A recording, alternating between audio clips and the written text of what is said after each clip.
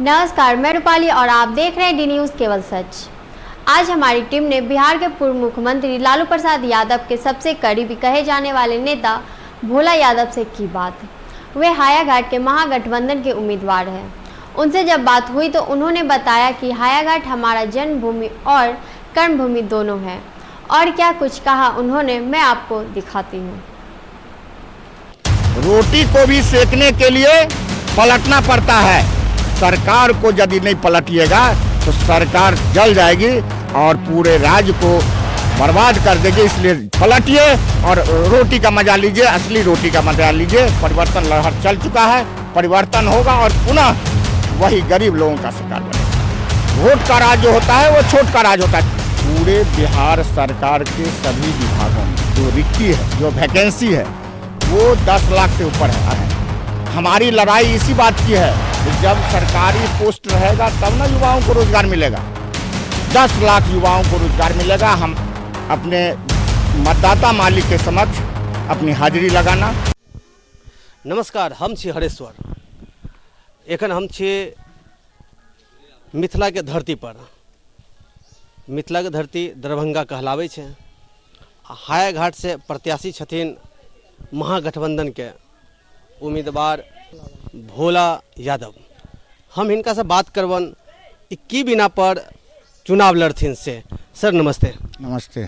एक बार विधायक और एक बार एमएलसी रह चुके हैं, तो सर वहाँ से यहाँ आए हैं, तो किस बिना पर आप यहाँ पे चुनाव लड़ रहे हैं और क्या आपका एजेंडा रहेगा?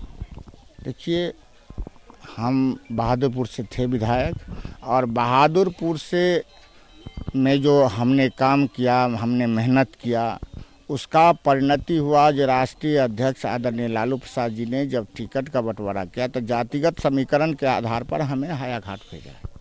और हायाघाट विधानसभा चूँकि हमारे गांव से, हमारे सगे संबंधी से सब तरह से जुड़ा हुआ है।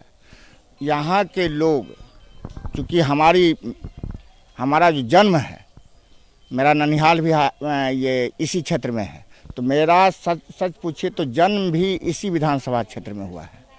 तो कहीं ना कहीं इस मिट्टी पानी के पले बढ़े होने के कारण यहाँ से एक अलग लगाव है।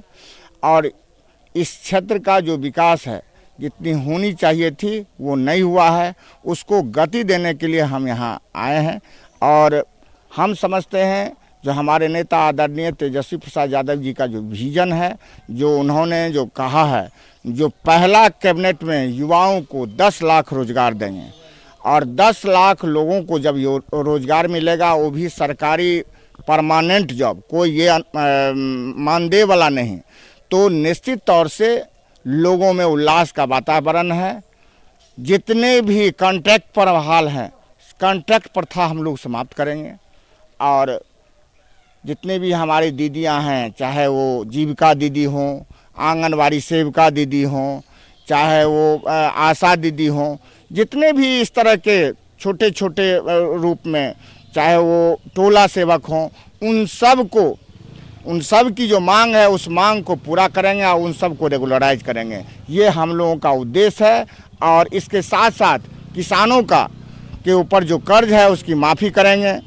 बेरोजगारों को जो भत्ता है, हम लोग 1500 रुपये भत्ता हर एक महीना बेरोजगार युवाओं को देंगे।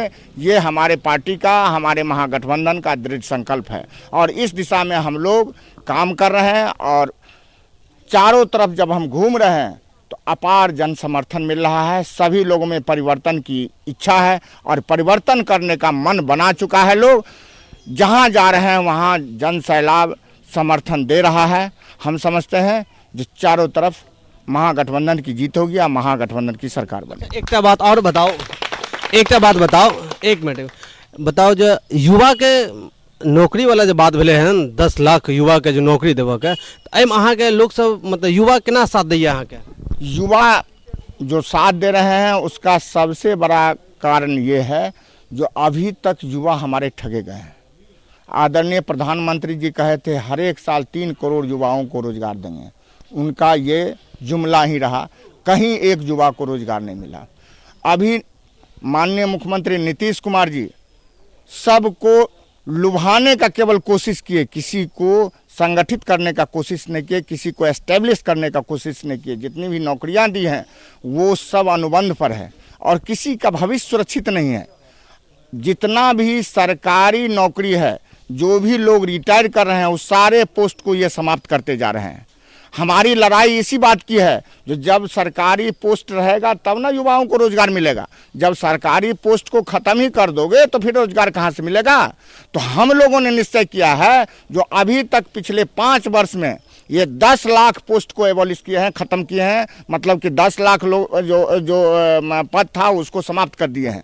उस सारे 10 लाख पोस्ट को पहला कैबिनेट में आदरणीय तेजस्वी प्रसाद यादव जी निर्णय लेंगे और उसका नतीजा होगा जो उसी कैबिनेट में 10 लाख युवाओं को रोजगार मिलेगा। हमारे युवा जो प्रवासी मजदूर की तरह इधर उधर भटकते हैं, सब जगह जाते हैं, सब जगह अमर्यादित लोग टिप्पणी करते हैं, गालियां देते हैं, उनको अपमानित करते हैं और जब घर वापस आते हैं तो उसमें बिहार सरकार बैरियर लगाती है, जो नहीं हम घर में नहीं आने देंगे, क्योंकि आप दूसरे राज्य में चले गए हो।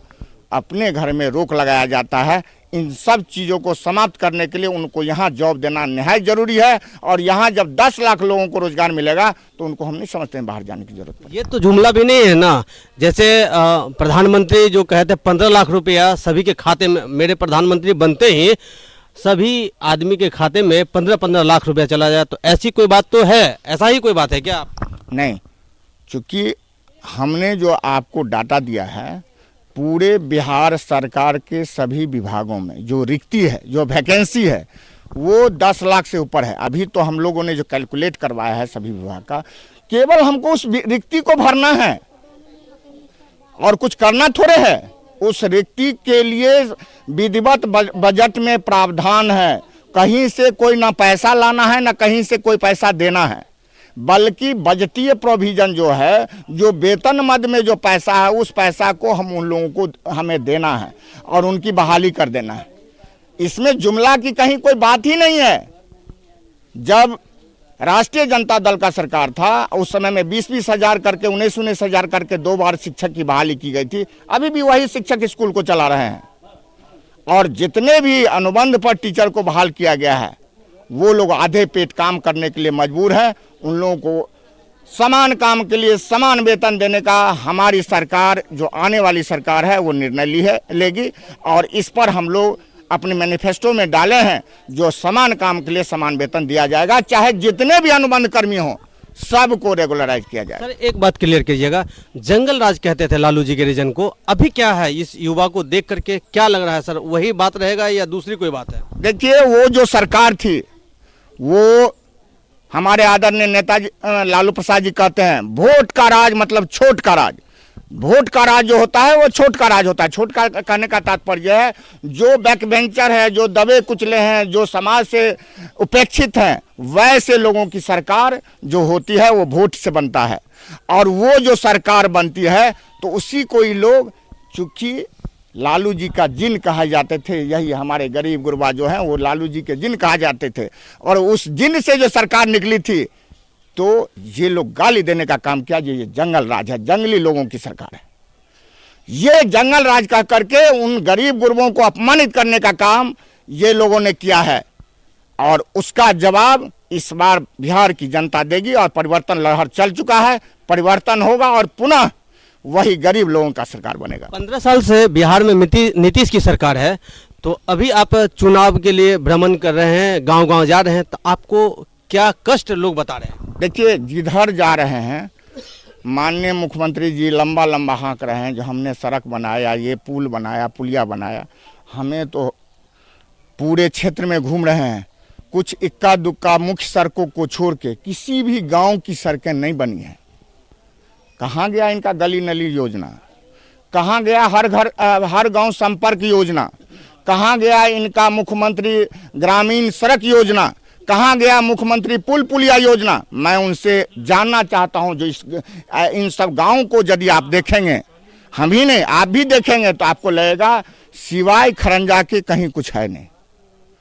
उन सब सड़कों को सुदृढ़ किया जाएगा, उन सब सड़कों को बनाया जाएगा और निश्चित तौर से विकसित गांव बनेगा। जब तक विकसित गांव नहीं बनेगा तब तक विकसित राष्ट्र नहीं बनेगा। सर अंतिम सवाल ये बताइए, जो आप जो गांव-गांव जाकर घूम रहे हैं, मुझे जैसे जानकारी है जो 32 पंचायत हैं, आपके विधानसभा में 32 पंचायत हैं। ठीक है। तो इस 32 पंचायत में अभी तक आपने कितने गांव का भ्रमण किया है सर? देखिए, अभी तक हमने 16 पंचायत में डोर टू डोर जनसंपर्क किया है। 16 मेरे टारगेट में है। हम समझते हैं 7 से 8 दिन में उस 16 पंचायत को भी कवर करेंगे। हमारा एक ही उद्देश्य है, हर दरवाजे पर दस्तक देना, हर दरवाजे पर जाकर के अपने आप को अपने मतदाता मालिक के समक्ष अपनी हाजिरी लगाना, और उस काम में हम लगे हुए हैं। और इसी दरमियान हम 2-3 चीज़ का सर्वे भी कर रहे हैं कि किस गांव की सड़कें खराब है, किस गांव की आधारभूत संरचनाएं क्या है, उसको क्या ज़रूरत है, क्या करना है। इस सब चीज़ों को देखने का अवसर मुझे मिला है। कहाँ कटाव है, कहाँ कटाव नदी से गांव विलीन हो रहा है, इस सब चीज़ों को हम देख रहे हैं। लोगों को क्या बता रहे हैं, क्या कह के वोट मांग रहे हैं आप? हम लोगों को एक ही बात बता रहे हैं जो बहुत देखे, जिस तरह की सरकार है उस तरह के सरकार में कितने भ्रष्टाचार हुए, कितने घोटाले हुए, कितने चारों तरफ व्यभिचार हुआ, सरकार के संरक्षण में बालिका गृह कांड हुआ, सरकार के संरक्षण में सृजन घोटाला हुआ, सरकार के संरक्षण में हत्याएं हो रही है। तो इन सब चीज़ों को देखिए और देख करके बहुत देखे। अब एक बार युवा के हाथ में आप शासन दीजिए, सरकार परिवर्तन कीजिए, निश्चित तौर से आप लोगों का भविष्य उज्जवल होगा। अंतिम बात हमारे दर्शकों को क्या कहना चाहेंगे आप? अंतिम बात है, एक ही हम कहना चाहेंगे अपने मतदाता मालिकों से, जो रोटी को भी सेकने के लिए पलटना पड़ता है, रोटी को भी सेकने के लिए पलटना पड़ता है। सरकार को यदि नहीं पलटिएगा तो सरकार जल जाएगी और पूरे राज्य को बर्बाद कर देगी। इसलिए पलटिए और रोटी का मजा लीजिए, असली रोटी का मजा लीजिए, और पता चलेगा जब पलटिएगा तो सही में आपको स्वाद अच्छा